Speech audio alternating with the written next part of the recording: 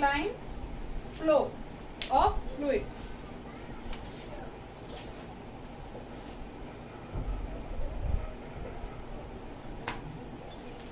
Streamline flow of fluids. तो इस topic में हम क्या पढ़ेंगे? Streamline flow of fluids. अभी तक आपने क्या पढ़ा कि फ्लूइड्स क्या है, वो एट रेस्ट है, मतलब स्थिर अवस्था में है। लेकिन अब हम इस टॉपिक में पढ़ेंगे कि फ्लूइड्स का स्ट्रीमलाइन मोशन कैसा होता है। तरल पदार्थों का धारा रेखी प्रवाह, इसको बोलते हैं धारा रेखी प्रवाह।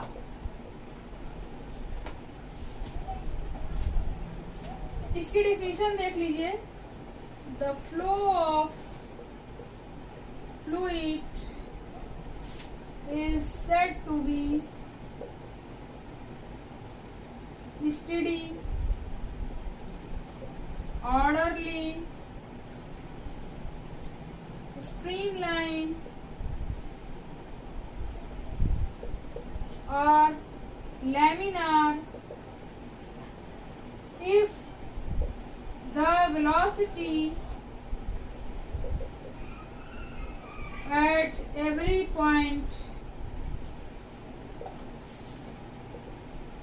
in the fluid remains constant. Fluids का जो फ्लो है, जो प्रवाह है, उसको हम स्टेडी, ऑर्डरली, स्ट्रीमलाइन या फिर लैमिनार कब बोलते हैं? जब velocity at every point in the fluid, मतलब फ्लूइड में किसी भी पॉइंट पर वेलोसिटी क्या है, वो कांस्टेंट रहनी चाहिए। तब वो प्रवाह कैसा होगा? धारा रेखी प्रवाह होगा। धार each infinitesimally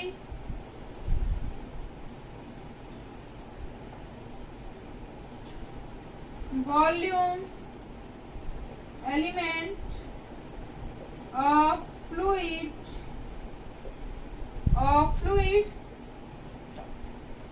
follows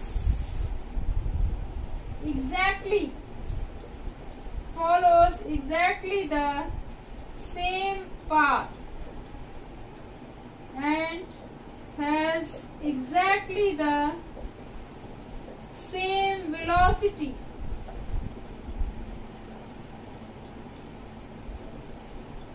as predecessor। तो जो फ्लूइड के जो स्मॉल स्मॉल वॉल्यूम एलिमेंट्स हैं, या फिर उसको हम पार्टिकल ऑफ फ्लूइड भी बोल सकते हैं, वो सेम पाथ फॉलो करने चाहिए और साथ ही साथ उनकी सेम वेलोसिटी होनी चाहिए हर एक पॉइंट पर, जैसा कि उसका पिछला वाला पार्टिकल का था वेलोसिटी पर। उस टाइम पर जितना पिछले वाले का था वही वेलोसिटी होगा। जैसे इसका आप एग्जांपल ही आप देख सकते हैं। ये आपका ए पॉइंट है, तो ये आपका बी ए हो गया, ये आपका बी बी हो गया, बी पॉइंट हो गया, फिर ये आपका सी पॉइंट हो गया, तो बी सी हो गया। तो ये आपका स्ट्रीमलाइन पाथ है, B A B B B C. अब स्ट्रीमलाइन पाथ पर ये जो आपके 3 पॉइंट्स हैं, तो इन तीनों पॉइंट्स की वेलोसिटी क्या है? डिफरेंट डिफरेंट है, लेकिन इन तीनों की वेलोसिटी क्या है? कांस्टेंट है। लेकिन जैसे कि अगर कोई पीछे से पार्टिकल आ रहा है, पार्टिकल मतलब जो फ्लूइड एलिमेंट है, इनफाइनेटेसिमली वॉल्यूम एलिमेंट जो फ्लूइड का है, जब इस पॉइंट पर पहुंचता है तो उसकी वेलोसिटी बी ए ही रहेगी। यहाँ पर पहुंचेगा तो उसकी वेलोसिटी बी बी ही रहेगी, यहाँ पर बी सी ही रहेगी। तो वेलोसिटी रिमेन्स कांस्टेंट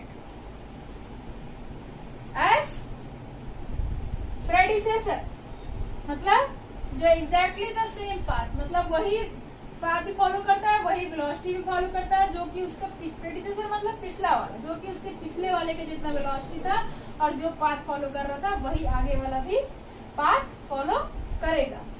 तो इस तरीके से आपने देखा कि स्ट्रीम लाइन स्ट्रेट भी हो सकता है, कर्व भी हो सकता है, लेकिन दो स्ट्रीम लाइन आपस में, जो दो स्ट्रीम लाइन का जो पाथ है वे आपस में एक दूसरे को क्रॉस नहीं कर सकते हैं, वो आपस में एक दूसरे को क्रॉस नहीं कर सकते हैं। और स्ट्रीम लाइन में से अगर हमको किसी भी पॉइंट पर वेलोसिटी फाइंड करनी होगी तो हम वहां से उस पॉइंट से हम टेंजेंट ड्रॉ करेंगे, तो हमको उस पर्टिकुलर पॉइंट की वेलोसिटी का डायरेक्शन हमें पता चल जाएगा। तो इस तरीके से हर पर्टिकुलर पॉइंट पर टेंजेंट ड्रॉ करके उस पर्टिकुलर पॉइंट के वेलोसिटी का डायरेक्शन जो है वो फाइंड किया गया है। यह आपका स्ट्रीम लाइन पाथ है। और इस तरीके से आपने देखा कि स्ट्रीम लाइन फ्लूइड्स का स्ट्रीम लाइन फ्लो कब होगा, तो फ्लूइड्स का स्ट्रीम लाइन फ्लो कब होगा। तो इस तरीके से आपने देखा कि धारा रेखी प्रवाह क्या है। अब इसका एग्जांपल भी बता देते हैं। जैसे कि मान लीजिए जब हम टैप में से टैप को खोलते हैं तो जब उसमें से पहले तो शुरुआत में धीरे धीरे फ्लूइड मतलब जो द्रव है वो बहता है, फिर उसके बाद से फिर लगातार बहता है, धीरे मतलब कंटिन्यूअस बहता है, फिर जब थोड़ा सा और तेज करेंगे तो बहुत तेजी से वो बहने लगता है। तो यहाँ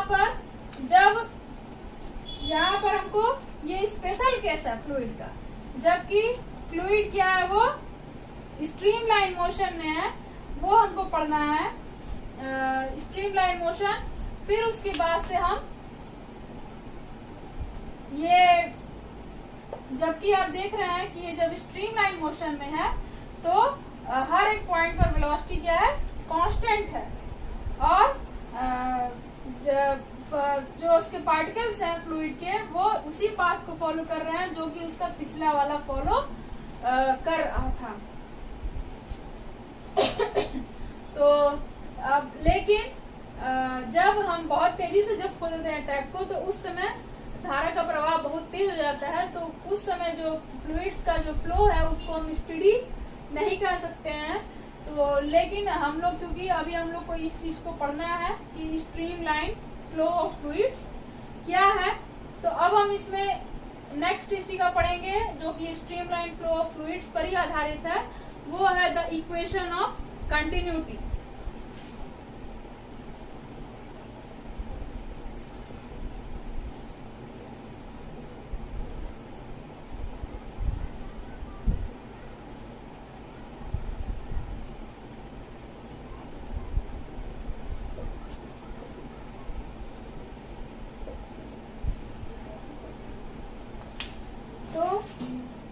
अब आपका नेक्स्ट टॉपिक है equation of continuity of flow. ये क्या है, it is the special case of the general physical law of conservation of matter. ये जो प्रिंसिपल है वो कंजर्वेशन ऑफ मैटर पर डिपेंड करता है। फॉर एन इनकम्प्रेसिबल फ्लूइड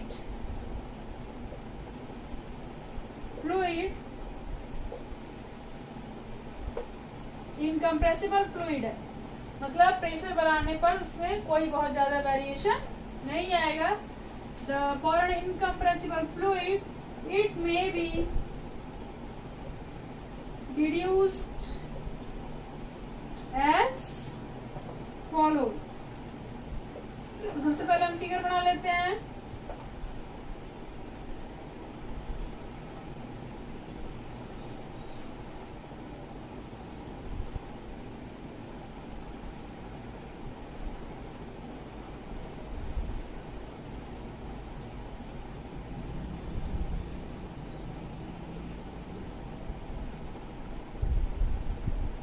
ये आपका area of cross section DA1 है, ये आपका DA2 है, ये आपका पूरा एरिया A1 है, पूरा एरिया A2 है, ये आपका A पार्ट है, ये B पार्ट है, ये वेलोसिटी V1 है, ये वेलोसिटी V2 है। और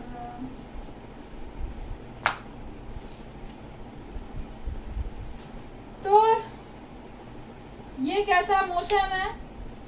laminar motion, streamline motion.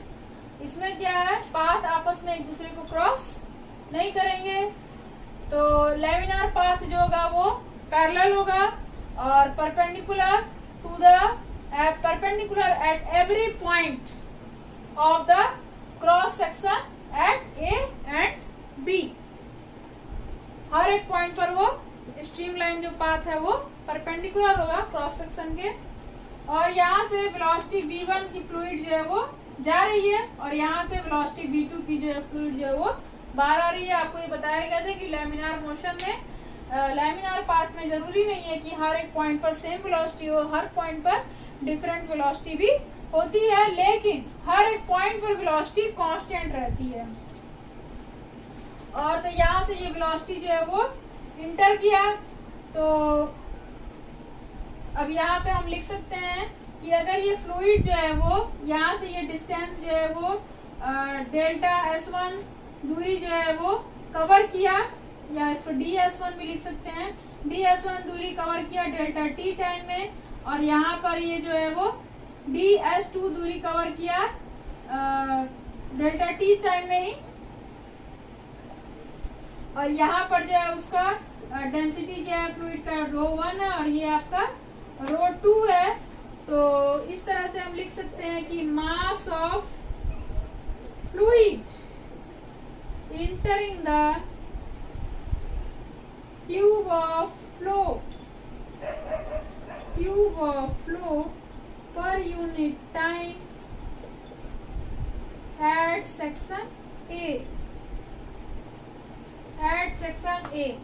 Mass of fluid, mass हमको फ्लूइड का निकालना पर यूनिट टाइम। तो हम कैसे निकालेंगे? हमको एरिया पता है, डिस्टेंस पता है, ये हो गया आपका वॉल्यूम, और उसका डेंसिटी भी पता है हमको। Density equal to mass plus volume होता है, तो मेरा मास निकल गया। और ये कहते हैं डेल्टा T टाइम पर था। इसको हम क्या लिख सकते हैं? DA1 और इसको DA1 इक्वल टू, इसको हम V1 लिख सकते हैं DS1 अपॉन डेल्टा T को, और इंटू रो। फिर इसी तरह से mass of fluid leaving the, मतलब ट्यूब से बाहर निकल रहा है, leaving the tube of flow per unit time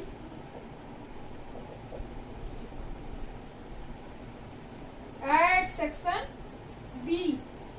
तो हम फिर से वही सेम इक्वेशन है, DA2 into DS2 into ρ2 upon delta T। इतना मास जो है वो लीव करेगा, छोड़ेगा। तो इसको हम क्या लिख सकते हैं? DA2 into V2 into DA2 into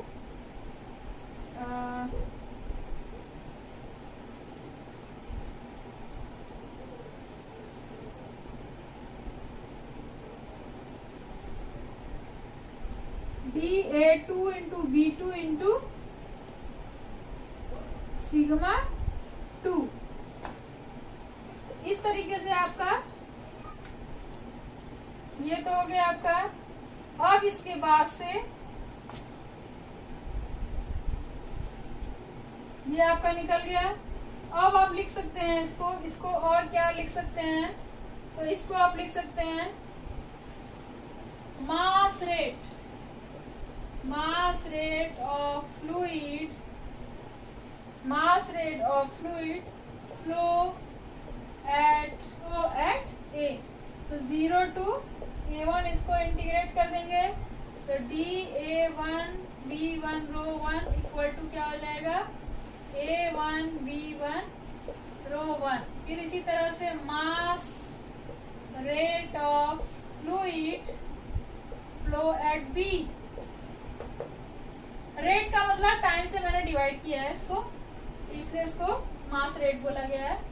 flow at B equal to फिर वही चीज 0 to A2 DA2 B2 row 2 equal to क्या हो जाएगा A2 B2 रो 2। अब क्योंकि आपका फ्लूइड क्या है, फ्लूइड इज इनकम्प्रेसिबल, इसका मतलब rho 1 equal to rho 2 equal to rho के बराबर होगा। और जितना मास इंटर कर रहा है उतना ही मास जो है वो बाहर निकलेगा पर यूनिट टाइम में, क्योंकि यह स्टेडी मोशन है ऑफ फ्लूइड का, स्टेडी फ्लो है ये।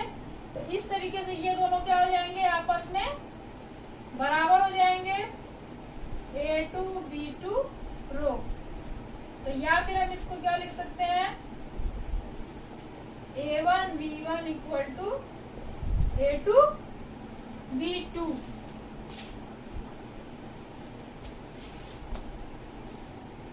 A1 B1 equal to A2 B2। या फिर हम इसको क्या लिख सकते हैं AB equal to constant, AB equal to constant. इसका मतलब जो वेलोसिटी है वो इनवर्सली प्रोपोर्शनल है cross sectional area, inversely proportional है वो क्रॉस सेक्शनल एरिया की। अर्थात जब वेलोसिटी ज्यादा होगी तो क्रॉस सेक्शन क्या हो जाएगा, कम हो जाएगा, और जब वेलोसिटी कम होगी तो क्रॉस सेक्शन क्या हो जाएगा, ज्यादा हो जाएगा। तो इस तरीके से आपने देखा कि ये जो इक्वेशन ऑफ कंटिन्यूटी है वो लैमिनार फ्लो ऑफ फ्लूइड्स के लिए ये इक्वेशन था।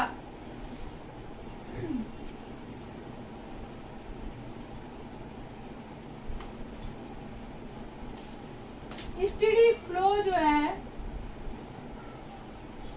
Steady flow is achieved at low flow speed.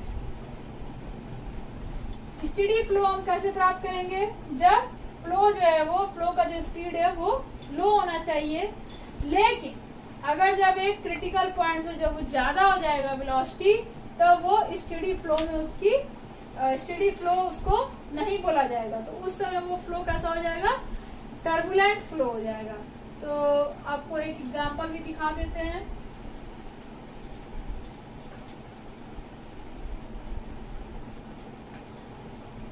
ये क्या है, आपका लैमिनार मोशन है और ये आपका टर्बुलेंट है।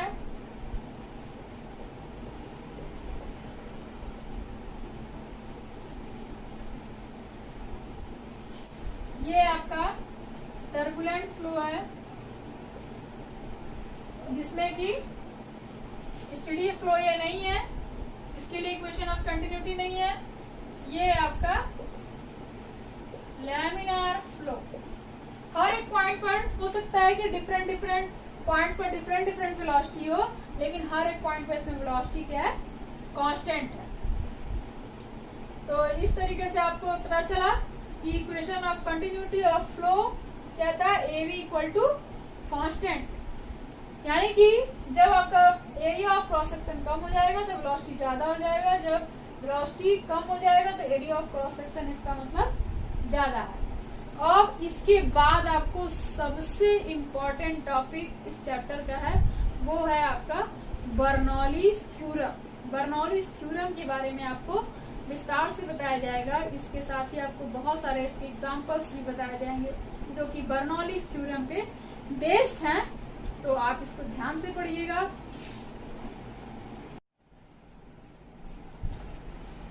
तो अब आपका नेक्स्ट टॉपिक है नेक्स्ट टॉपिक है बर्नौलीज थ्योरम। ये बर्नौली का प्रमेय जो है वो स्विस फिजिसिस्ट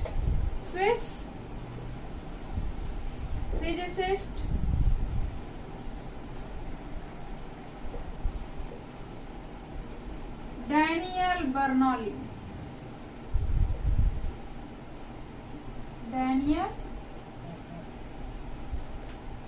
बर्नौली के द्वारा दिया गया था। स्विस फिजिसिस्ट डैनियल बर्नौली के द्वारा दिया गया था। कब? सन 1738 में। सन 1738 में, जिसमें उन्होंने क्या बताया था? जिसमें उन्होंने ये बताया था कि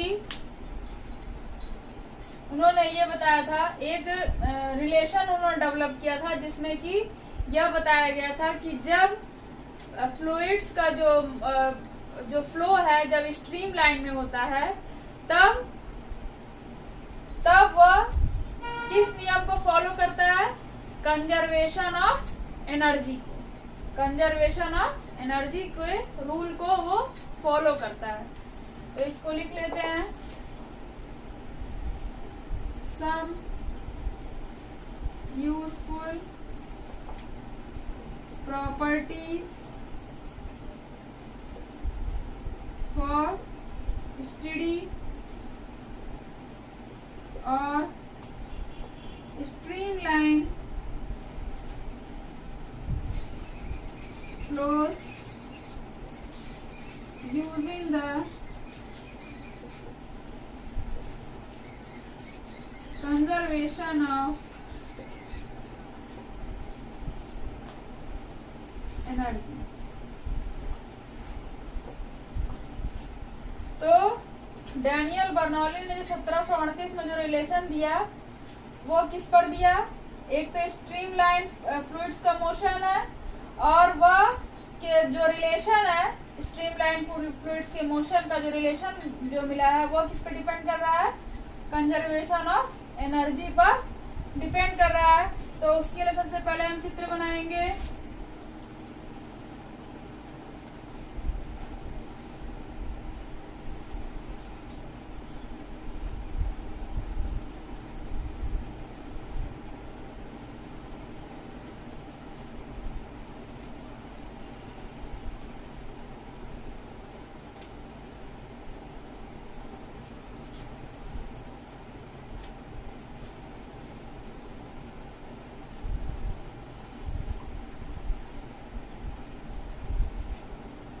ये हो गया आपका H1, ये हो गया आपका H2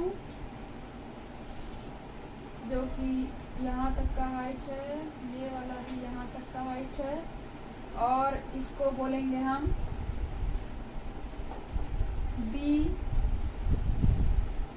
ये हो गया आपका C, ये हो गया आपका D, और ये हो गया आपका E।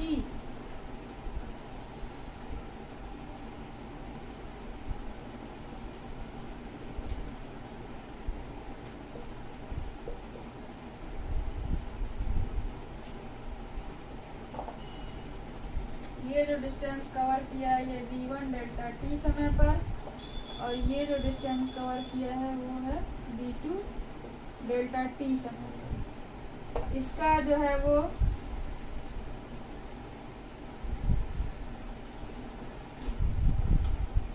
Area of cross section है इसका A1, यहाँ प्रेशर P1 है, और इसका एरिया ऑफ क्रॉस सेक्शन कितना है? A2 है, इसका एरिया P2। ये हो गया आपका area P2।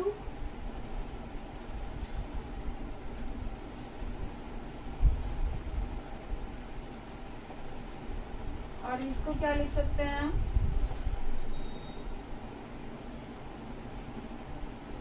The flow of an ideal fluid in a pipe type of varying cross section.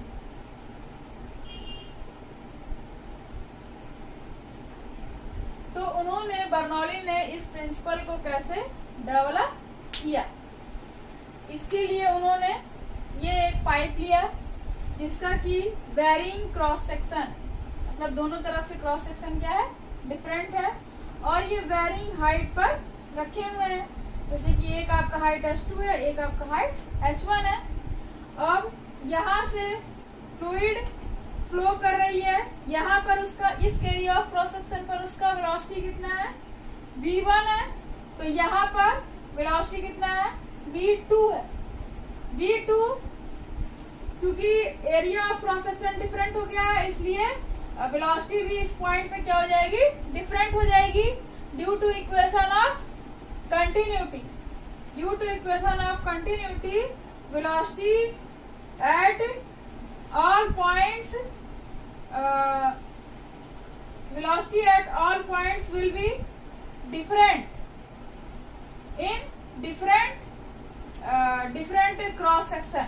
तो इस तरह से आपका हर एक क्रॉस सेक्शन, हर एक डिफरेंट वेरिंग क्रॉस सेक्शन पर वेलोसिटी भी आपकी क्रॉस डिफरेंट हो जाएगी। तो अब ये जो यहाँ पर इसकी वेलोसिटी v1 है और यहाँ पर इसकी वेलोसिटी क्या हो गई है, v2 हो गई है। तो अब इसकी वेलोसिटी, इसको जो एक्सेलरेशन प्रोवाइड हो रहा है, जो एक्सेलरेशन इस फ्लूइड को प्रोवाइड हो रहा है, उसके लिए जाहिर सी बात है इस पर कोई ना कोई फोर्स लग रहा है, तभी इस पे जो एक्सेलरेशन प्रोवाइड हो रहा है और इसकी वेलोसिटी क्या हो जा रही है, वो चेंज हो जा रही है। इसकी वेलोसिटी चेंज हो रही है, तो ये इसको फोर्स कैसे मिलता है, फ्लूइड्स के द्वारा इसको फोर्स मिलता है, जिसके द्वारा जिस कारण से क्या होता है कि इसके जो वेलोसिटी है वो वेलोसिटी क्या है वो चेंज हो जा रही है और एक्सेलरेशन जो है इस फ्लूइड को मिल रहा है, जिसकी वजह से वेलोसिटी क्या हो जा रही है, वो चेंज हो जा रही है। तो अब हमको निकालना है, और साथ ही साथ प्रेशर भी क्या है, हर एक पॉइंट पर डिफरेंट है ड्यू टू हाइट, क्योंकि जब हाइट जब सेम लेवल पे रहता है तो उस समय प्रेशर जो है वो सेम रहता है, क्योंकि यहाँ पे डिफरेंट हाइट्स हैं, इसलिए प्रेशर भी आपके क्या हो जाएंगे, हर एक पॉइंट पर जो है वो चेंज हो जाएगा। तो इस तरह से आपने देखा इसके बारे में। अब हम रिलेशन फाइंड करते हैं। पहले तो आप देखिए कि फ्लो एट 2 रीजन, अब हम इसको कंसिडर करते हैं दोनों रीजन पर, ये 1 और ये 2 में ये फ्लो को हम कंसिडर कर रहे हैं, और जो फ्लूइड जो है वो इनकम्प्रेसिबल है, क्योंकि ये आइडियल फ्लूइड है इसलिए इनकम्प्रेसिबल है। अब ये देखिए इनफाइनाइटेसिमल टाइम डेल्टा टी पर यह कितना दूरी कवर किया है, v1 डेल्टा टी। तो यहाँ पे लिखेंगे हम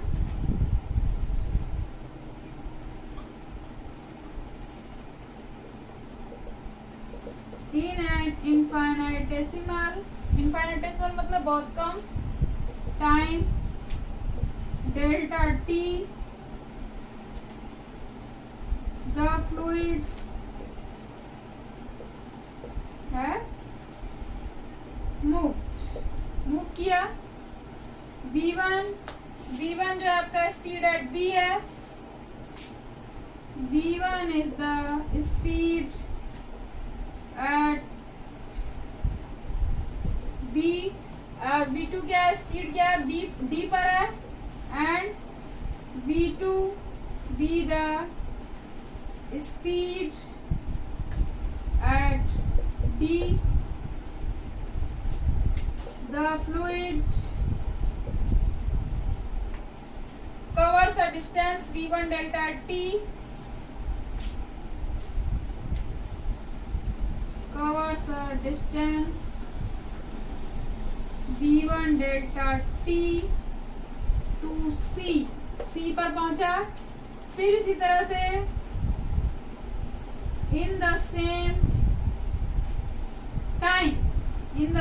time वही सेम इंटरवल है, in the same time interval the fluid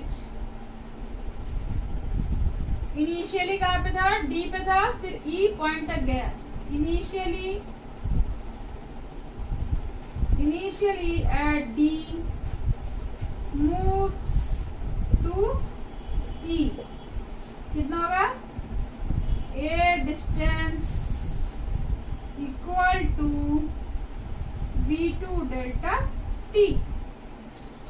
तो ये इतना दूरी इन्होंने कवर किया। अब हमको क्या निकालना है, वर्क डन।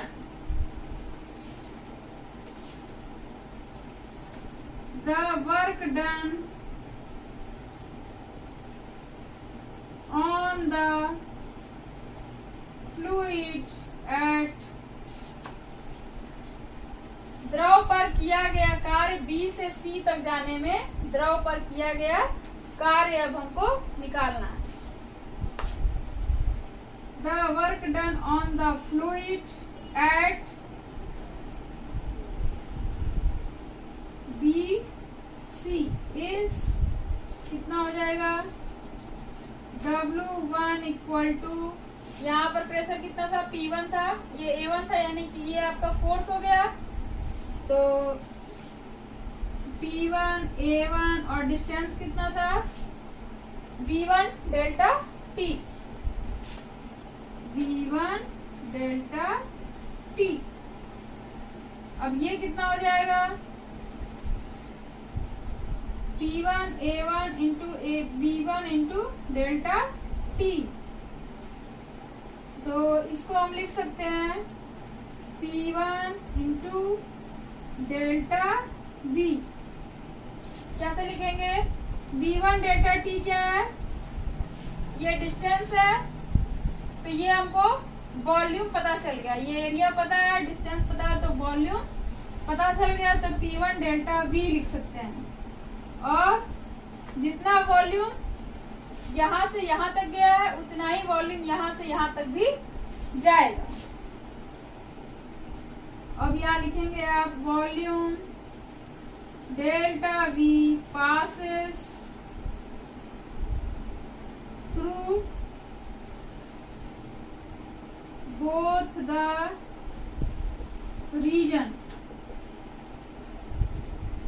जितना वॉल्यूम यहाँ से पास हुआ है उतना ही वॉल्यूम यहाँ से भी पास होगा। अब यहाँ पर आपका work done on the fluid था और ये work done by the fluid है।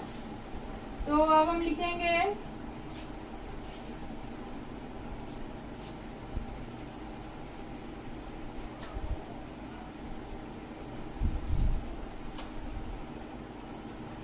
the work done by the fluid from D to E।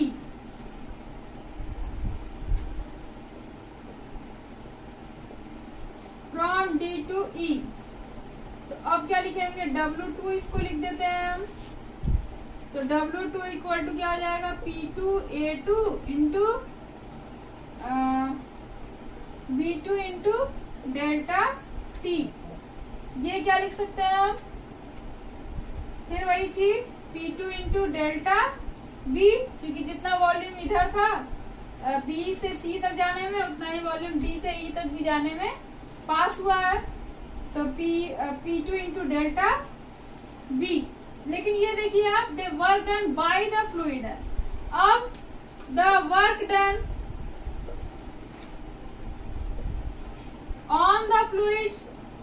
on the fluid becomes,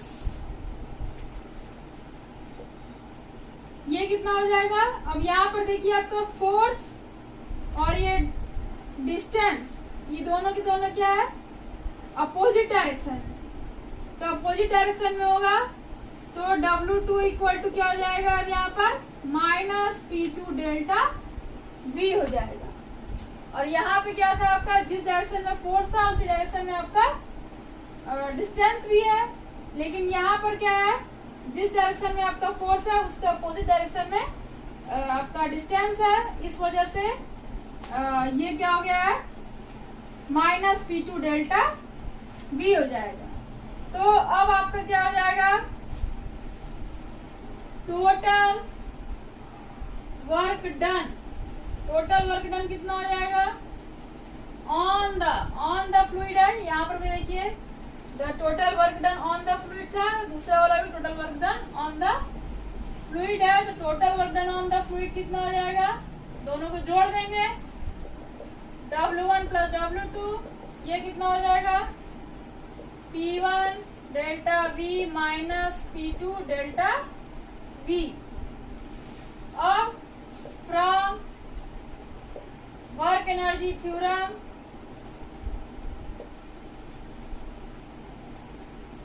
work energy theorem से क्या बताया गया था आपको,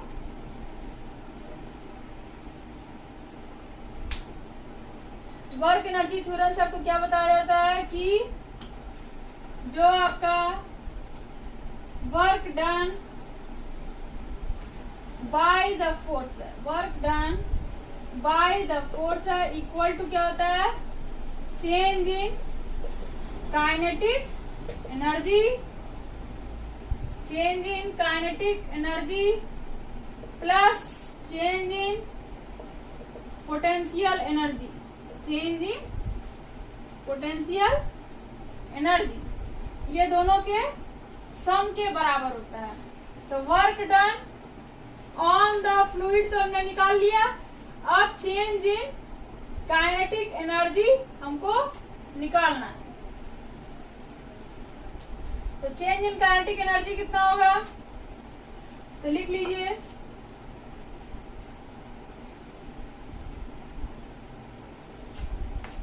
चेंज इन काइनेटिक एनर्जी, यहां से आप देख सकते हैं चेंज इन काइनेटिक एनर्जी कितना हो जाएगा, हाफ रो, रो क्या है आपका डेंसिटी है, density of incompressible fluid, rho delta V into और उसके बाद से V2 square minus V1 square, इतना ही मास जो है वो पास कर रहा है इधर से और इधर से, इसलिए इसका वैल्यू हमने लिखा है। फिर change in potential energy, potential energy, तो ये आपका क्या हो जाएगा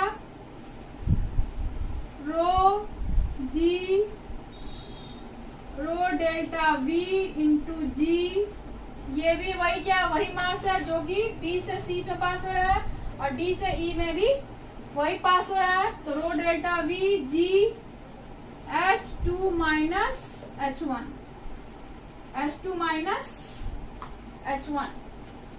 तो अब इस सब की वैल्यूज को हम रखेंगे, तो रखते हैं, तो P1 delta V minus P2 delta V equal to change in kinetic energy half rho delta V V2 square minus V1 square plus rho delta V G H2 minus H1। अब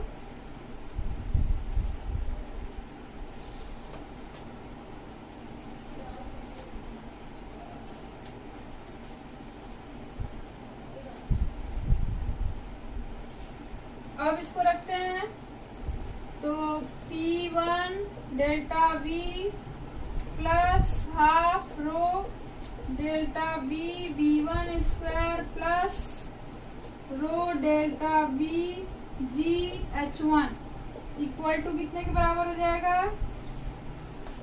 P2 delta V plus half rho delta V V2 square plus rho delta V G H2।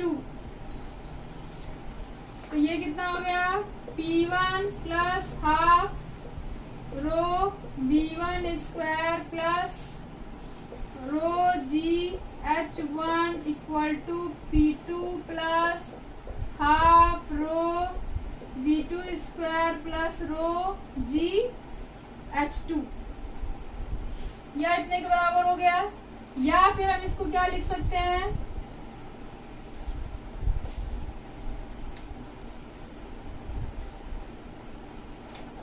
P plus half rho B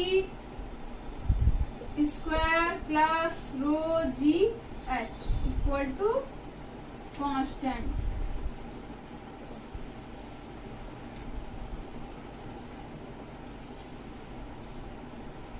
तो ये है आपका Bernoulli relation.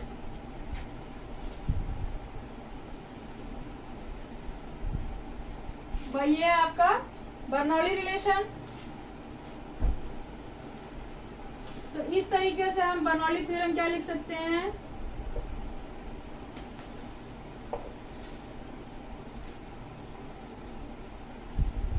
कि जैसे जैसे हम stream line flow जब हो रहा है फ्लूइड का, तो हर एक पॉइंट पर क्या होता है, प्रेशर पर यूनिट वॉल्यूम और kinetic energy per unit volume, potential energy per unit volume क्या होता है, ये कांस्टेंट होता है, कांस्टेंट होता है।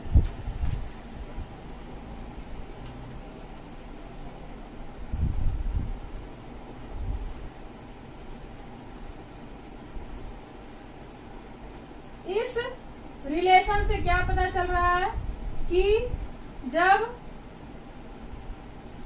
हम ये जो फ्लूइड जब स्ट्रीम लाइन मोशन में जब ये मूव कर रहा है स्टेडी मोशन में, तब हर एक पॉइंट पर प्रेशर और kinetic energy per unit volume और potential energy per unit volume constant होता है हर एक पॉइंट पर।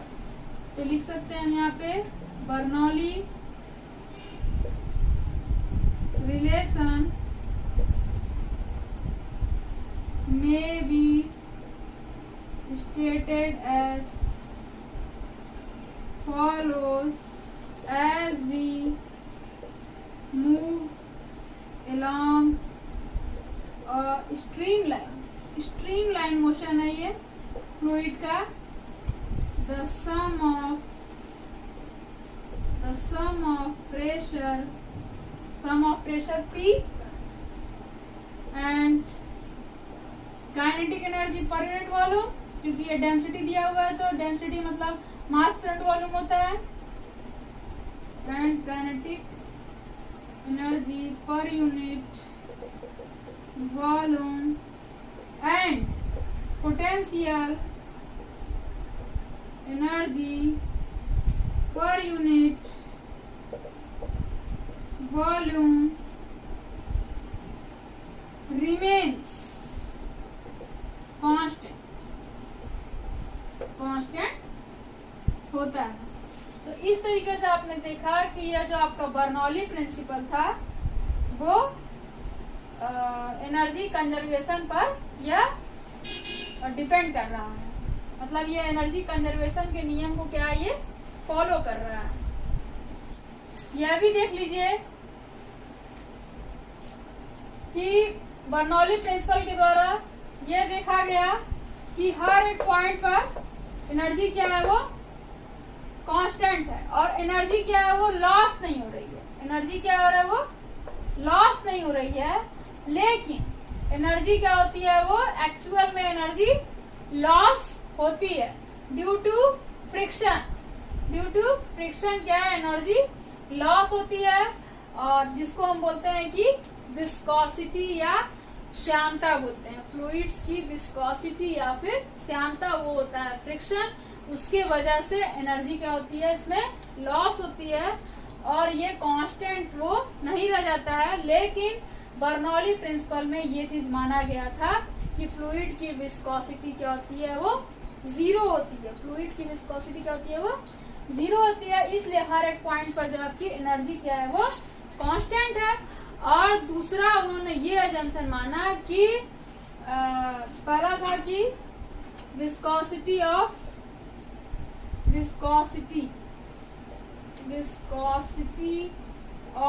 फ्लूइड इज 0 एंड विस्कोसिटी 0 है, और क्या चीज 0 है, फ्लूइड मस्ट बी इनकम्प्रेसिबल।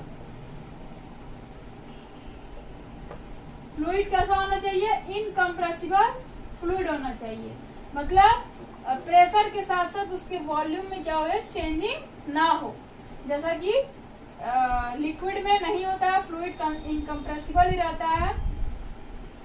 तो इस तरह से बर्नौली थ्योरम क्या है, एक स्पेशल केस है, जैसे एक स्पेशल केस है ये, जिसमें कि हर एक पॉइंट पर क्या होती है कि एनर्जी क्या होती है, वो कांस्टेंट रहती है, pressure, kinetic energy plus potential energy. हर एक पॉइंट पर जब स्ट्रीमलाइन मोशन रहेगा फ्लो का, तब हर एक पॉइंट पर एनर्जी क्या होगी, वो कांस्टेंट होगी।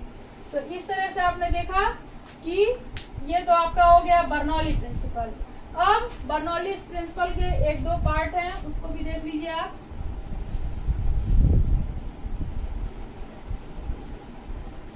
अगर ये जो पाइप है इसका वेरिंग हाइट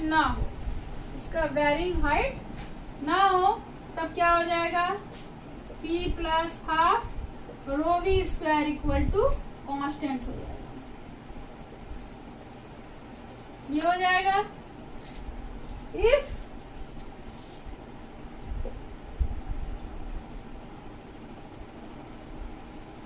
पाइप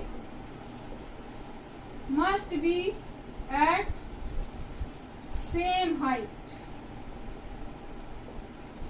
पे अगर होगा।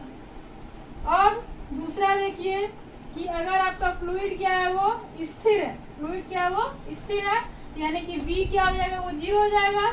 तो उस समय आपका क्या हो जाएगा, ये P plus rho G H equal to constant if fluid is at rest. अगर फ्लूइड जो है आपका रेस्ट में है, तो उस समय ये बर्नौली प्रिंसिपल हो जाएगा। तो इस तरह से आपने देखा कि ये आपका बर्नौली प्रिंसिपल था, जो कि एक स्पेशल केस था। एनर्जी कंजर्वेशन का ये एक एग्जांपल है, जो कि ये जो प्रमेय है वो एनर्जी कंजर्वेशन पर डिपेंड करता है। तो ये तो हुआ आपका सबसे इम्पोर्टेंट बर्नौली प्रिंसिपल। इसके एग्जांपल्स आपको अभी आगे बताए जाएंगे। अब आपको दूसरा टॉपिक पढ़ना है, वो है आपका टॉर्सली लॉ, या इसको बोलते हैं हम speed of efflux. Speed of efflux means क्या होता है,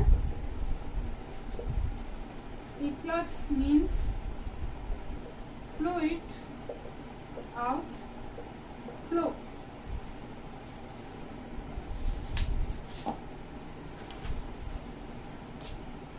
आउटफ्लो।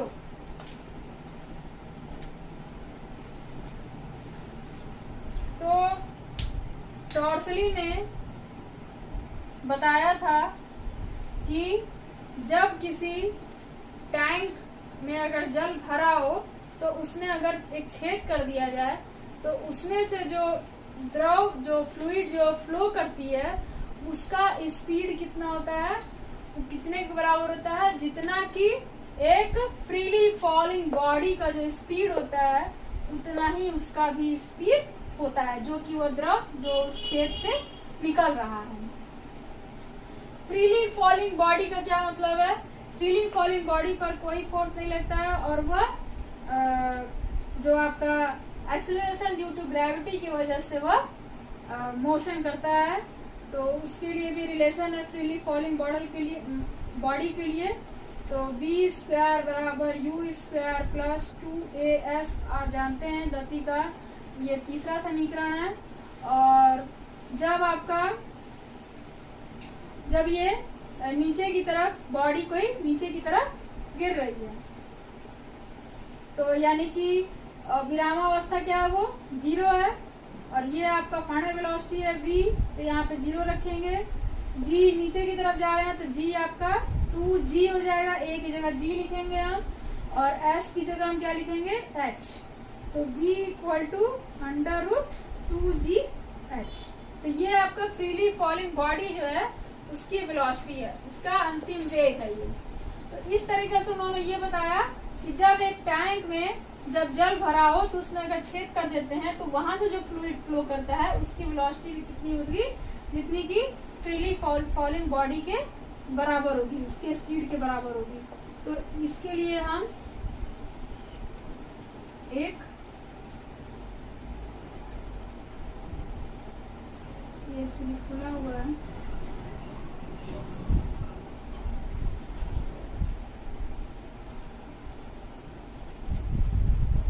ये आपका P2 पॉइंट है जिसका कि प्रेशर P है, ये आपका है Y2, यहाँ से यहाँ तक की हाइट है आपकी H, और ये हाइट है आपकी जो ये लिक्विड है, जहाँ से ये छेद है वहाँ तक की हाइट है H, और फिर यहाँ तक की हाइट है आपकी Y1।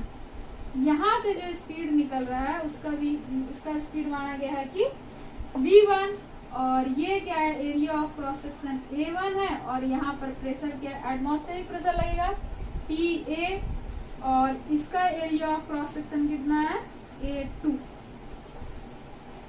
तो ये एक टैंक है जिसमें कि ये लिक्विड जो है वो भरा हुआ है, fluid,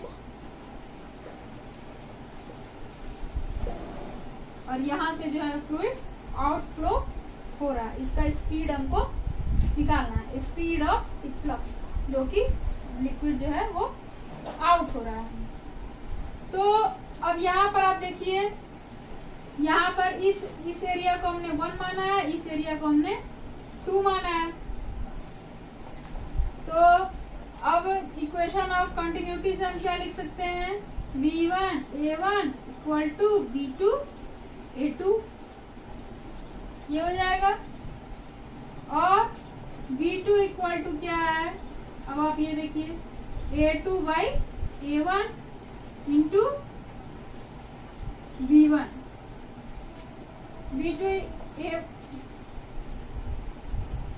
V1A1 equal to V2A2।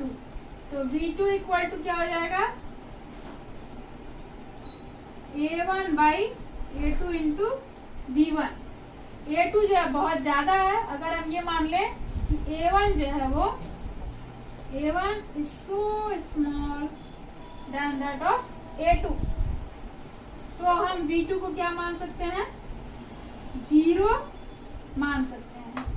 तो V2 को क्या मान सकते हैं कि 0 मान सकते हैं। इसका मतलब ये जो टैंक में जो फ्लूइड भरा हुआ है उसको हम एट रेस्ट मानेंगे, उसको क्या मानेंगे, एट रेस्ट। तो यहाँ पे हम लिखे the fluid is approximately to be at rest at the top,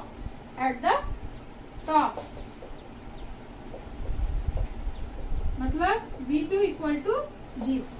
अब हम इन दोनों पॉइंट पर हम बर्नौली का थ्योरम अप्लाई करेंगे, लिखेंगे now applying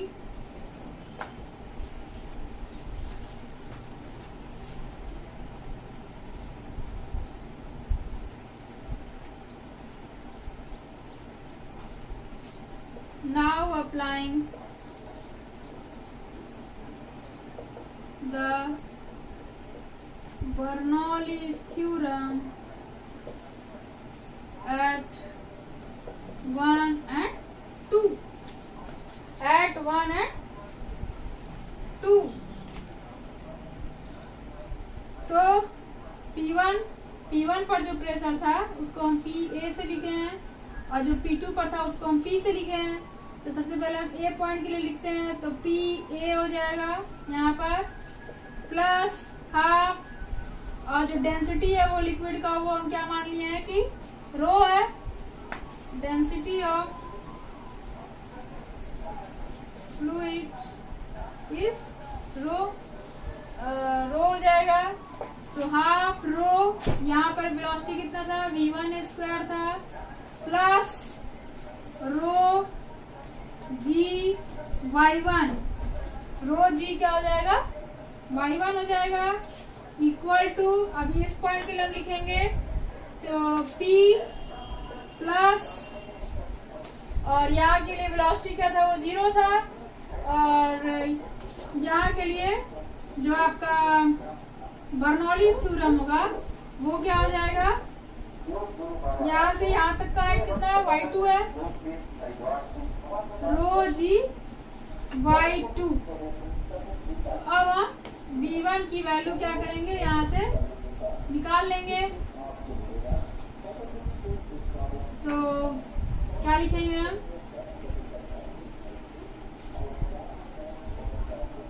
half rho v1 square equal to p minus P A plus rho G y2 minus y1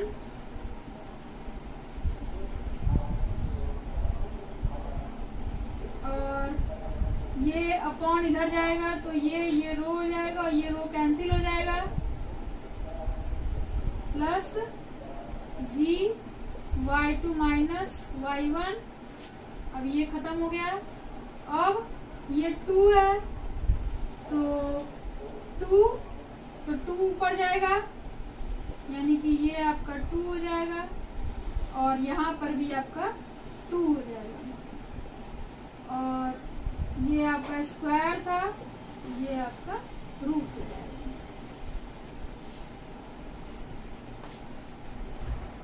फिर हम क्या लिखेंगे इसको, under root 2 p minus P A upon rho plus 2 y2 minus y1 h के बराबर है 2gh।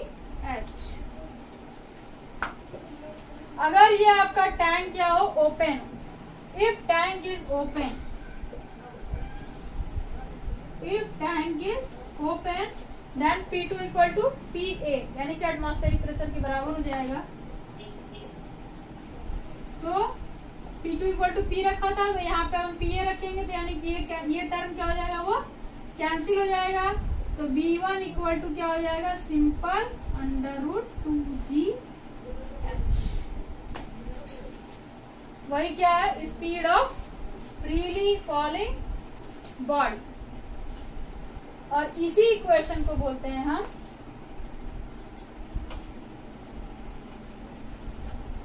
Equation is known as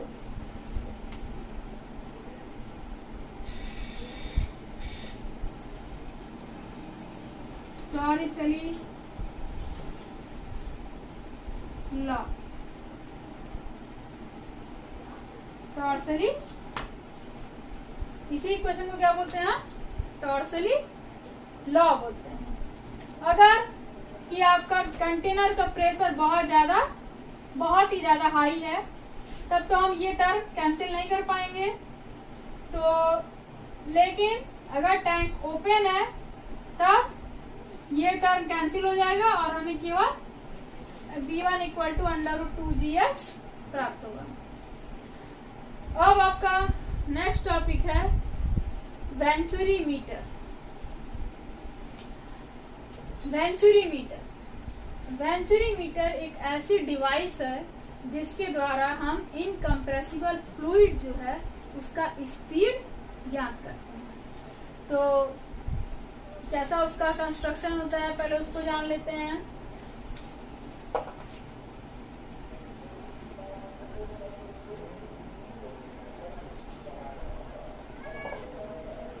जिसमें कि ये एक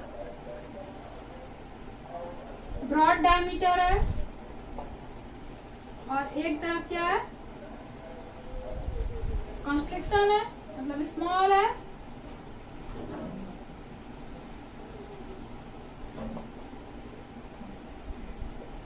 यहाँ से क्या है, फ्लूइड फ्लो कर रहा है।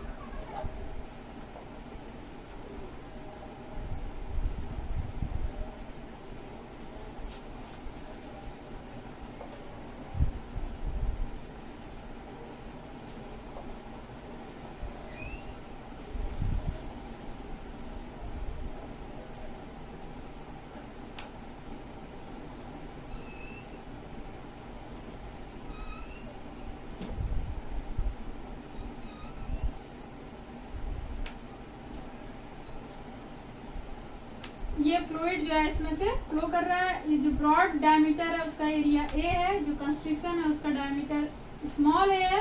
अब यहाँ से क्या है, ये मैनोमीटर अटैच होता है, एक ब्रॉड डायमीटर के पास से अटैच होता है और एक स्मॉल डायमीटर के पास से अटैच होता है।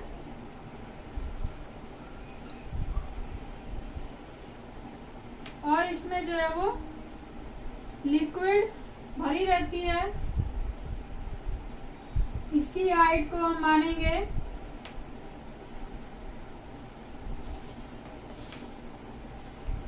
इस पॉइंट को मानेंगे 2, इस पॉइंट को मानेंगे 1 और ये जो है वो हाइट हो गया h और ये क्या है आपका वेंचुरी मीटर।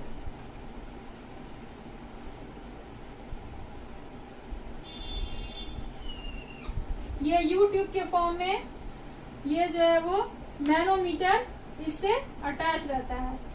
एक जो है ब्रॉड नेक से अटैच होता है, एक आपका कंस्ट्रिक्शन से अटैच होता है। अब यहाँ से हमको स्पीड निकालना है, फ्लो स्पीड निकालना है जो कि फ्लूइड बह रही है, उसका हमको स्पीड इससे निकालना है। तो हम इसको कैसे निकालेंगे? अब यहाँ से जो स्पीड जो बह रही है उसका स्पीड हम मान लेते हैं कि v1 है। तो इक्वेशन ऑफ कंटिन्यूटी से हम जो है यहाँ का स्पीड निकाल सकते हैं जो कि v2 होगा यहाँ पर कंस्ट्रिक्शन पर। अब क्योंकि फ्लूइड क्या है वो इनकम्प्रेसिबल है, और तो अब हम फ्लूइड यहाँ पर v2 निकालेंगे। कैसे निकालेंगे? v1 a1 equal to v2 a2, ये हो जाएगा v1 a। तो क्या हो जाएगा? v2 equal to v1 a upon a, ये हो जाएगा आपका यहाँ पर जो स्पीड है उसकी वैल्यू है ये v2। अब हम दोनों पॉइंट पे अब हम बर्नौली इक्वेशन रखेंगे। तो यहाँ पर अब इसको मान लेते हैं कि यहाँ पर प्रेशर क्या है? P1 है। तो P1 प्लस हाफ, और लिक्विड जो फ्लूइड है उसका डेंसिटी कितना है? रो। फ्लूइड जो है उसका डेंसिटी रो है, और यहाँ पे जो फ्लूइड भरा हुआ है उसका डेंसिटी रो m रख लेते हैं, रो m। और यहाँ पर जो फ्लूइड भरा है उसका डेंसिटी कितना है? रो। तो P plus half rho v1 square equal to P2 plus half rho. अब v2 स्क्वायर होगा तो v2 स्क्वायर की वैल्यू क्या होगी? v1 square a square upon small a का स्क्वायर। तो अब हम P1 minus P2 equal to कितना हो जाएगा?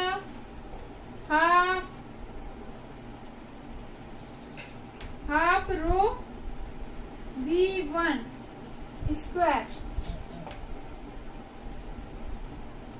P1 माइनस P2 का स्क्वायर हम निकाल रहे हैं, तो हाफ रो v1 स्क्वायर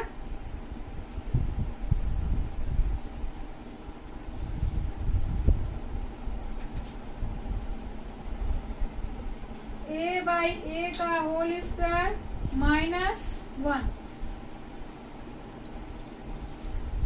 ये निकला।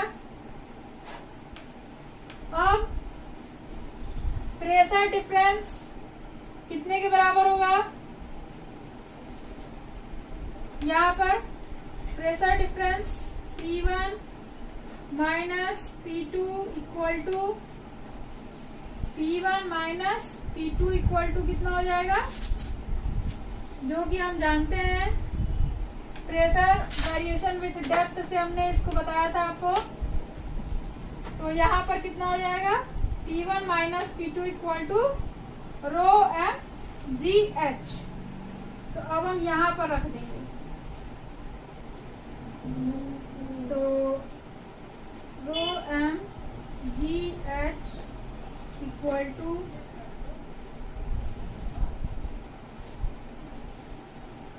अब ये देखिए आप, जब ये हाइट जब ये ज्यादा हो गई है तो यहाँ प्रेशर क्या है, 1 पॉइंट पर ज्यादा प्रेशर है, और यहाँ पर ये आपका कम है तो यहाँ पर आपका प्रेशर कम है। तो P1 minus P2 equal to rho and GH हो जाएगा। और फिर यहाँ से हम रखेंगे value half rho V1 square A by A का होल स्क्वायर माइनस 1। तो अब हम निकालेंगे V1 की वैल्यू, क्योंकि हमको निकालनी है। तो V1 इक्वल टू, अब इसको इधर लेके जाएंगे, अंडर रूट हो जाएगा ये,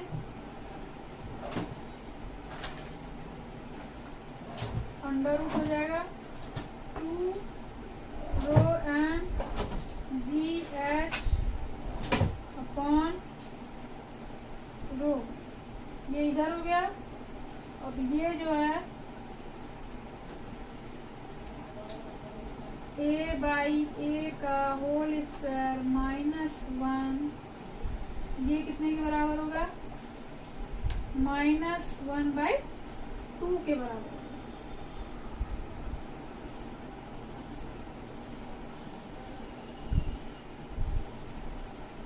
तो ये था आपका वेंचुरी मीटर,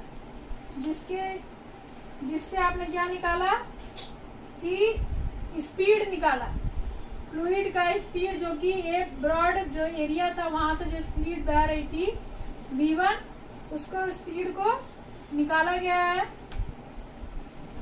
अब वेंचुरी मीटर के बहुत सारे एग्जांपल्स जो हैं वो आपको पढ़ने हैं, जिसमें कि सबसे पहला एग्जांपल है आपका स्प्रे बॉटल का। स्प्रे बॉटल का सबसे पहले एग्जांपल देखिए आप। अब स्प्रे बॉटल का एग्जांपल देखने से पहले आप ये समझ लीजिए कि जब एरिया जब ज्यादा होगा तो वहां प्रेशर ज्यादा होगा, लेकिन जब एरिया कम हो जाएगा तो वहां पे प्रेशर कम हो जाएगा, और वहां पर यहाँ पर आपका वेलोसिटी ज्यादा हो जाएगा। ये देखिए, जब आपका स्मॉल a की वैल्यू कम हो जाएगी तो V2 की वैल्यू क्या हो जाएगी, ज्यादा हो जाएगी। यानी कि यहाँ पे वेलोसिटी ज्यादा और प्रेशर कम, यहाँ पे वेलोसिटी कम और प्रेशर ज्यादा। तो इसी का उपयोग करते हैं हम स्प्रे बॉटल में। स्प्रे बॉटल देखिए,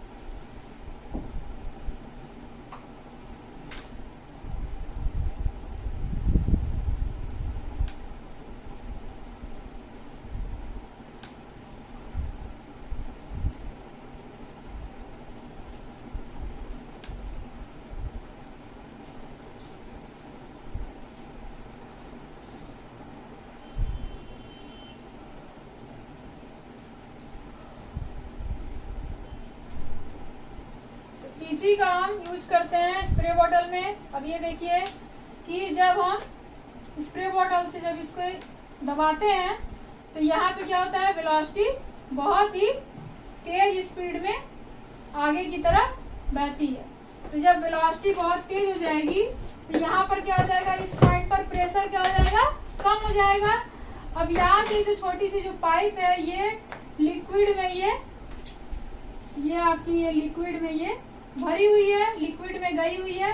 तो जब यहाँ प्रेशर कम हो जाएगा तो अब यहाँ से ये क्या होगा, लिक्विड जो है इस पर चढ़ेगा और ये लिक्विड और एयर के साथ मिक्स होकर के ये बाहर निकल जाएगा, जैसा कि आप स्प्रे बॉटल में देखते हैं। तो ये तो हो गया आपका स्प्रे बॉटल का एग्जाम्पल। और दूसरा आपको एग्जाम्पल पढ़ना है कार्बोरेटर का। नेक्स्ट एग्जाम्पल आपका कार्बोरेटर है। कार्बोरेटर जो है वो पेट्रोल इंजन में लगता है, जिसमें कि इसका काम होता है पेट्रोल और एयर के मिक्सचर को के अनुपात को बनाए रखना। तो इसमें क्या करते हैं, ये जो आपका जो संकरा भाग है, ये संकरा भाग है, मतलब शॉर्ट एरिया है, इसको बोलते हैं वेंचुरी। और ये आपका जेट है, और जेट, और ये आपका फ्यूल है। यहाँ से पेट्रोल जो है वो पेट्रोल जो है वो ये यहाँ पे रखा हुआ है। और ये आपका एयर है, यहाँ से जब एयर पास होती है तो ये जब देखिए यहाँ पे संकरा भाग है, तो यहाँ पे क्या हो जाएगा, एयर बहुत तेजी से पास होगी। तो यहाँ पे क्या हो जाएगा, जब एयर वेलोसिटी ज्यादा हो जाएगी तो यहाँ प्रेशर कम हो जाएगा।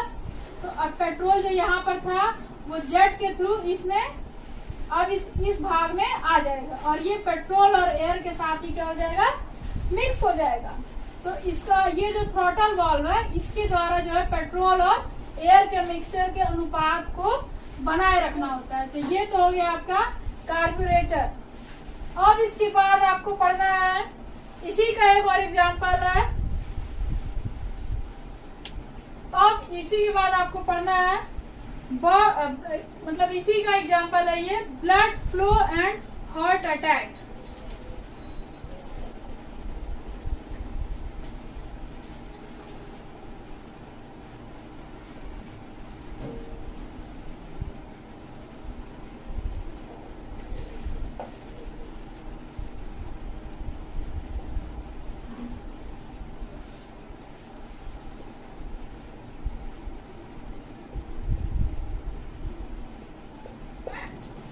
हार्ट अटैक, आर्टरी में जो ब्लड फ्लो होता है, Bernoulli principle helps in explaining the blood flow in artery. Artery में जो ब्लड फ्लो होता है उसको बर्नौली प्रिंसिपल के द्वारा हम एक्सप्लेन कर सकते हैं। ये हार्ट अटैक कब आता है, तो आर्टरी में जब ब्लड फ्लो होता है तो हार्ट अटैक की कंडीशन कब आती है। हार्ट अटैक की कंडीशन, ये हार्ट अटैक की कंडीशन कब आती है कि जब आर्टरी में प्लाक जम जाता है। आर्टरी में ये मान लेते हैं कि ये आपका आर्टरी है और इसमें क्या होता है, ये प्लाक जम गया, प्लाक इसमें जम गया। तो जब प्लाक जम जाता है तो अब हार्ट जो है वो, हार्ट को ज्यादा काम करना पड़ेगा, यहाँ से ब्लड को जाने के लिए हार्ट को ज्यादा वर्क करना पड़ेगा कि यहाँ से जो है ये ब्लड जो है ये इधर चला जाए।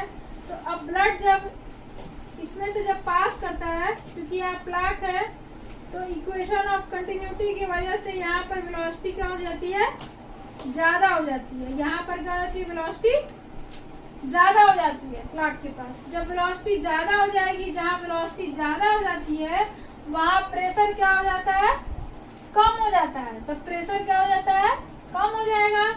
तो जब प्रेशर कम हो जाएगा तो ये आर्टरीज क्या होंगी, आपस में कोलैप्स करेंगी। आपस में क्या हो जाएंगी, वो कोलैप्स करेंगी।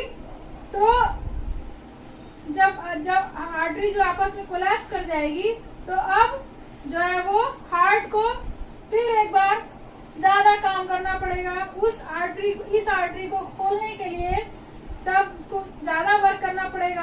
तो इस वजह से हार्ट को जो है वो ज्यादा वर्क करना पड़ता है इस प्लाक की वजह से, क्योंकि जब यहाँ वेलोसिटी हाई हो जाती है तो यहाँ इंटरनल प्रेशर कम हो जाता है। तो ये क्या होता है, आर्टरी क्या होती है, वो कोलैप्स कर जाती है, मतलब सिकुड़ जाती है। फिर उसके बाद से फिर जो सिकुड़ी हुई है उसको फिर खोलने के लिए फिर ज्यादा तेजी से ब्लड को फ्लो करना पड़ेगा, तभी जो है वो ज्यादा वर्क करना पड़ेगा, तभी जो है वो आर्टरी फिर खुलेगी। तो हार्ट को ज्यादा काम करना पड़ता है, जो कि हार्ट अटैक के रूप में दिखाई देता है। तो इस तरीके से हार्ट अटैक की कंडीशन होती है, जिसको कि बर्नौली प्रिंसिपल के द्वारा एक्सप्लेन किया जा सकता है। आपका नेक्स्ट टॉपिक है मैग्नस इफेक्ट।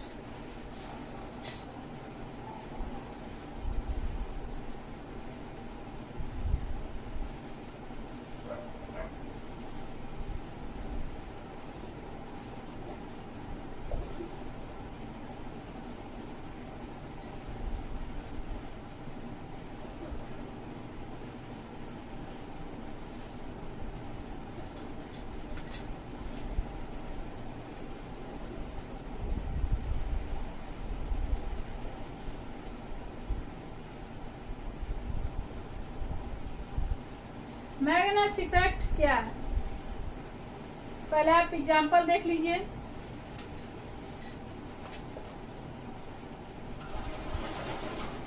ये आपका फुटबॉल का आपका ये गोल पोस्ट है, जहां पर हम गोल करते हैं फुटबॉल को, और ये आपका एक फुटबॉल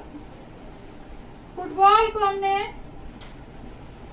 बाहर की तरफ से उसको प्रेशर फोर्स लगाया, इधर की तरफ भेजा, और तो उसमें ये इस तरह से फुटबॉल जो है वो मूव करेगा, और इसको जाना चाहिए ऐसे, लेकिन ये जाता है इस तरीके से, ये जाता है, मुड़ जाता है, जैसा कि आप इस वीडियो में भी उसको देख सकते हैं। तो ऐसा क्यों होता है? किसी को साइंटिस्ट थे मैग्नस, उनके द्वारा ये बताया गया, इसी के आधार पर इसका नाम रखा गया मैग्नस इफेक्ट। तो ये ऐसा क्यों होता है? तो सबसे पहले इसकी थ्योरी को समझ लेते हैं। तो जैसे कि आपका ये एक बॉल है जो कि एंटी क्लॉकवाइज ये मोशन कर रहा है। एंटी क्लॉकवाइज क्या है? ये मोशन कर रहा है। तो अब ये बॉल जो है वो इस डायरेक्शन में जा रहा है, बॉल क्या है वो इस डायरेक्शन में जा रहा है, तो एयर क्या है वो इस डायरेक्शन में जाएगा।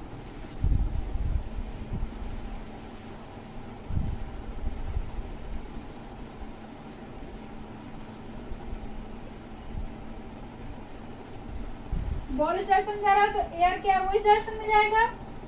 अब ये जो बॉल जो ये वो स्पिन कर रही है, बॉल क्या हो रही है? वो स्पिन कर रही है, और moving with spin, ball moving with spin. ये बॉल जो है वो स्पिन कर रही है।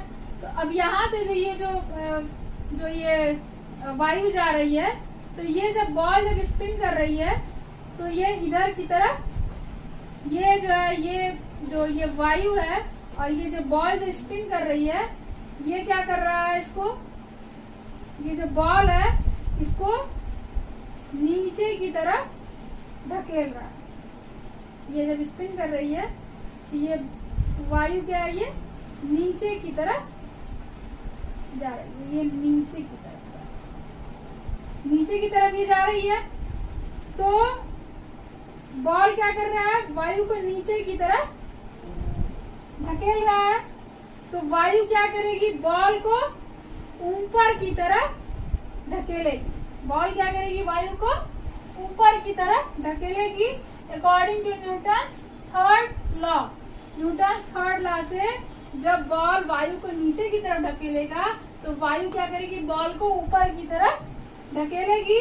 और यहाँ पर अब यहाँ पर क्या होता है कि जब यहाँ पर आपका वेलोसिटी क्या हो जाता है? इस पॉइंट पर ज्यादा हो जाता है स्पिन की वजह से, और वायु की वजह से यहाँ पर वेलोसिटी का स्ट्रीम लाइन क्या है? वो ज्यादा क्राउडेड हो जाता है। और यहाँ पर नीचे क्या होता है, अब नीचे देखिए आप, तो नीचे से क्या होता है कि यहाँ पर एक दूसरे को ये क्या करते हैं, कैंसिल कर रहे हैं।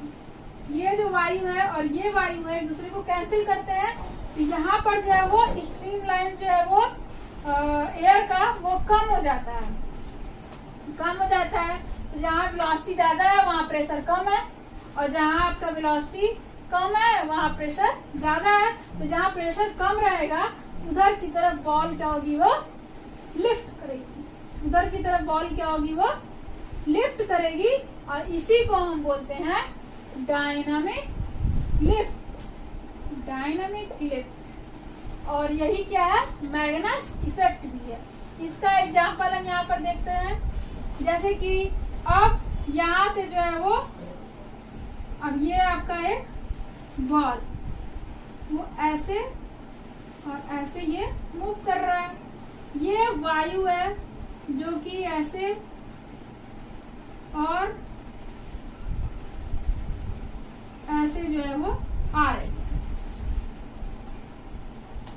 अब इधर क्या होगा आपका, ये तो आपको सपोर्ट करेगा, इधर की तरफ वायु क्या होगी, वो सपोर्ट करेगी। तो इधर स्ट्रीम लाइन ज्यादा होगा, इधर स्ट्रीम लाइन ज्यादा होगा एयर का, और इधर क्या हो जाएगा, स्ट्रीम लाइन कम हो जाएगा, इधर क्या हो जाएगा, स्ट्रीम लाइन कम हो जाएगा। तो अब जो है वो बॉल जो है वो इधर की तरफ मुड़ जाएगी। तो इस तरीके से आपने ये देखा कि मैग्नस इफेक्ट क्या होता है। तो इस पर क्या है कि ऊपर की तरफ मैग्नस फोर्स लगता है, ऊपर की तरफ मैग्नस फोर्स लगता है, ऊपर की तरफ मैग्नस फोर्स लगता है, जिसके कारण ये बॉल जो है वो ऊपर उठेगी। इस तरह से ये भी आपने ये देखा एग्जांपल, गोल पोस्ट का एग्जांपल।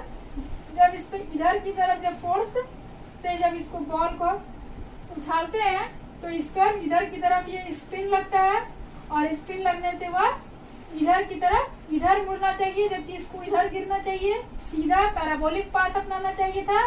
पैराबोलिक पाथ न अपनाते हुए स्पिन की वजह से वो इधर की तरफ मुड़ जाता है। तो ये हो गया आपका डायनामिक लिफ्ट, मैग्नस इफेक्ट। अब इसके बाद आपको पढ़ना है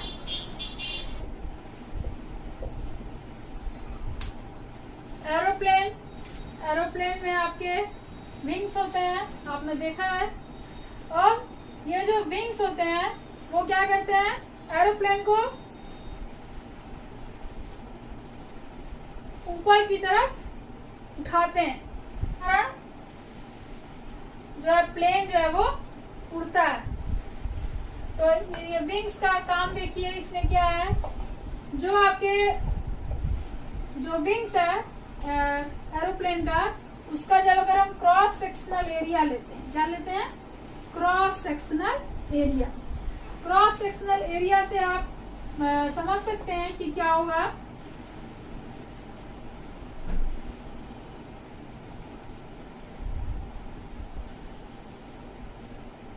ये है आपका क्रॉस सेक्शनल एरिया।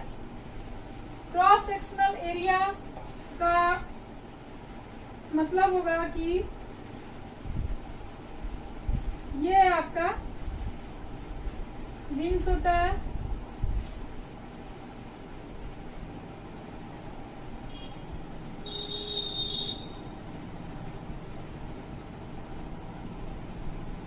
ये आपका विंग्स होता है। तो इसका जो क्रॉस सेक्शनल एरिया लेंगे, ये वाला एरिया अगर हम लेंगे तो वह आपको कुछ इस तरीके से दिखाई देगा।